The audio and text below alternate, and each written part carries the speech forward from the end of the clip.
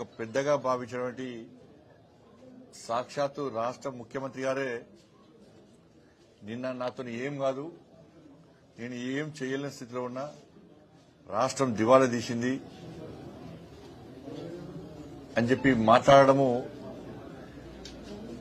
నిజంగా ఇంతకంటే దౌర్భాగ్యము, ఇంతకంటే సిగ్గుచేటి ఇంకోటి కాదు. ఇప్పటికే కాంగ్రెస్ పార్టీ మీద ప్రజల లోపల పూర్తి వ్యతిరేకత ఉన్నది. నిన్న ముఖ్యమంత్రి గారి వ్యాఖ్యలతోని కాంగ్రెస్ పార్టీ ఖేల్ ఖతం దుకాన్ బంద్, ఖేల్ ఖతం దుకాన్ బంద్. ఇక కాంగ్రెస్ పార్టీని ప్రజలు మర్చిపోయే స్థితికి వచ్చింది. ఇవాళ ఈ ప్రభుత్వము ఉంటదా ఉండదా అని చెప్పి అనుమానాలు తెలంగాణ సమాజం లోపల వ్యక్తమవుతున్నాయి. ఇంకోరు కూల్స్తారా అని అంటలేను నేను, కూల్చాలంటలేను నేను. ఇది సామాన్య ప్రజల లోపల వ్యతిరేకత స్టార్ట్ అయింది. ఇప్పుడు ఆ పార్టీకి సంబంధించిన సొంత శాసనసభ్యులే మా భవిష్యత్తు ఏంది ఈ రాష్ట్రంలో ఉన్నటువంటి అనుమానాలతో టెన్షన్ గురవుతున్నారు కాంగ్రెస్ పార్టీ శాసనసభ్యులు. ఇప్పుడు కుటుంబంలో సమస్య వస్తుంది, కుటుంబ పెద్ద ఏం చేస్తారు, అన్ని దిగమింగుకొని ఆ కుటుంబాన్ని ఏదో విధంగా అన్ని రకాలుగా పెంచి పోషించుకునే ప్రయత్నం చేస్తాడు. ఆ కుటుంబ పెద్దని నాతో ఏం కాదన్నప్పుడు కుటుంబ పరిస్థితి ఏంది? వాళ్ళ సాక్షాత్తు రాష్ట్ర ముఖ్యమంత్రి గారు ఇటువంటి సందర్భంలో అన్ని దిగమింగుకొని తనను నమ్ముకొని ఓట్లేసిన ప్రజలకు ధైర్యాన్ని చెప్తాడా? అధైర్యంతో ఉన్నటువంటి వ్యక్తి అధైర్యాన్ని నింపుతాడా? ముఖ్యమంత్రి యొక్క అధైర్యాన్ని బయటపడ్డది నేను అన్న వ్యాఖ్యలు. ఇది మంచి పద్ధతి కాదు. ఇది ఇవాళ తెలంగాణ రాష్ట్ర పరువు పోయిన దేశంలో కాదు, దేశవ్యాప్తంగా చర్చ జరుగుతుంది ఇవాళ ఈ విషయంలో.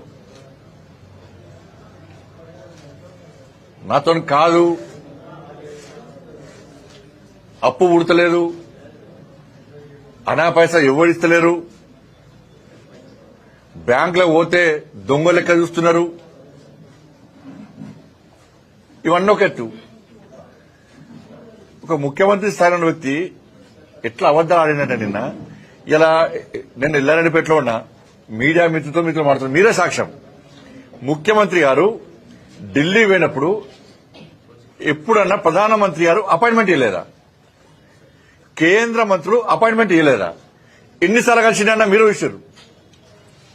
ఢిల్లీకి ఎప్పుడు పోయినా మేమే అనుకుంటున్నాం. ఆయన మొన్న ఏం పెట్టిండు, నేను గిన్నిసార్లు కలిసిన కేంద్ర మంత్రులను, ప్రధానమంత్రిని గిన్నిసార్లు కలిసిన అని చెప్పి ఆయన చెప్పుకున్నాడు. మళ్ళీ ఇప్పుడు ఏమంటున్నాడు, ఈయన పోతానంట చెప్పులెత్తుకపోయేలాగా చూస్తున్నాడ. ఈ చెప్పులెత్తుకపోవడం అర్థం కాదు, నాకైతే అర్థం కాదు. ఇది కాంగ్రెస్ కల్చర్ గా వచ్చింది.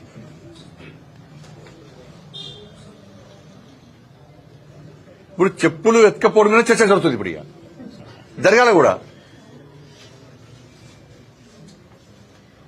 2023 డిసెంబర్లో రాష్ట్ర ముఖ్యమంత్రి గారు ప్రధానమంత్రిని కలిశారు.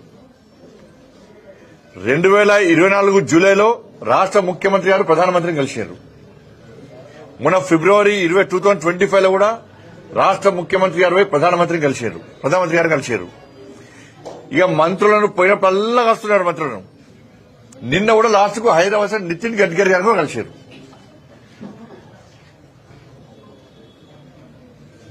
ఎప్పుడు మీకు అపాయింట్మెంట్ ఇవ్వలే, ఎప్పుడు మీతో మాట్లాడలేదు. చెప్పులు ఎత్తుకపోయేటోళ్ళక ఎప్పుడు చూసారు, ఎవరు చూసారు?